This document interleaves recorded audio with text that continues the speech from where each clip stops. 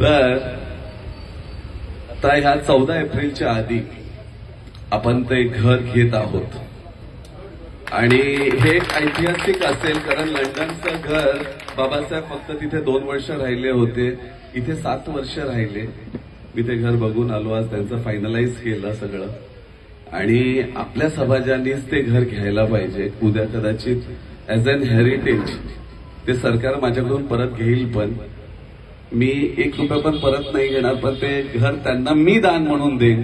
कारण माझा समाज आज आपल्या डोक्यावर छत आहे ते बाबासाहेबांमुळे, आणि ते छत आज खूप वाईट परिस्थितीत आहे. आज ज्यावेळी त्या मालकाला तिकडे भेटलो, अंबवणे नाव आहे त्यांचं, मला या गोष्टीचं खरंच वाईट वाटलं.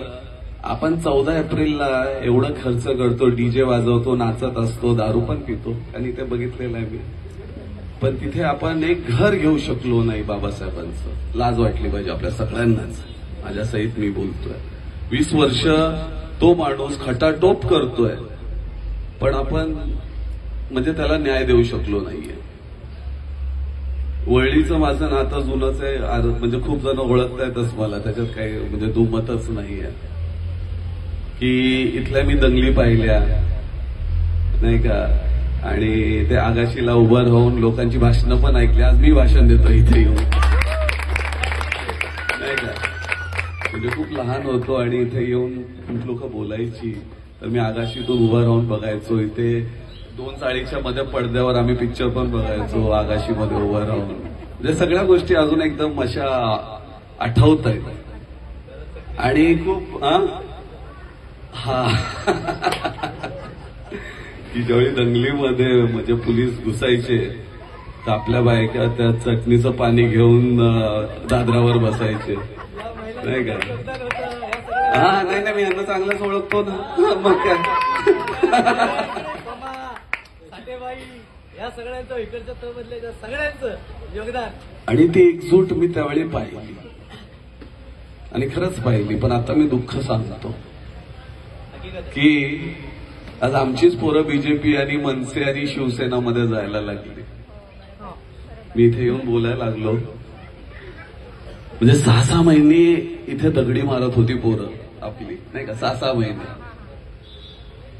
आज मग त्याच वरळीमध्ये काय झालं मला काय कळेना झालं.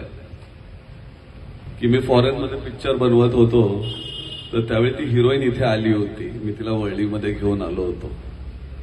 तर इंजन छडा दाखवायला की इथे बघा, आमच्या इकडे बघा, एकदम कट्टर जयभीमवाले. पण आता तो अभिमान राहिलाच नाहीये की आपली लोक कशी विसरली आणि आपली पोरं कशी विसरली. म्हणजे आमचा उपाली घरात पण शिवसेनेत आहे वाटतं आहे की नव्हतं आपले.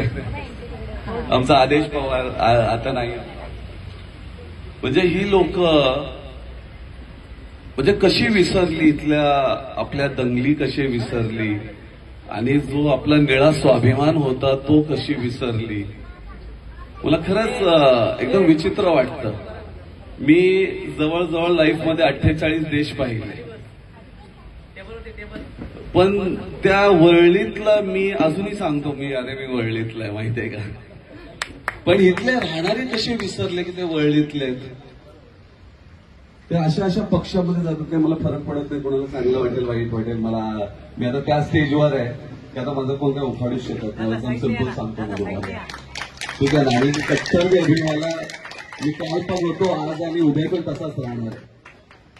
की माझ्याविषयी तुम्ही युट्यूबवर बघितलं असेल, माझ्या स्टोरीज ऐकल्या असतील की मी केसेस बघितल्या, मी ते गोळी खाल्ली, माझे दोन्ही पाय गेले, सगळं केलं, पण अभिमानाने सांगतो जयभीमवाला आहे, ठीक आहे. नाही ते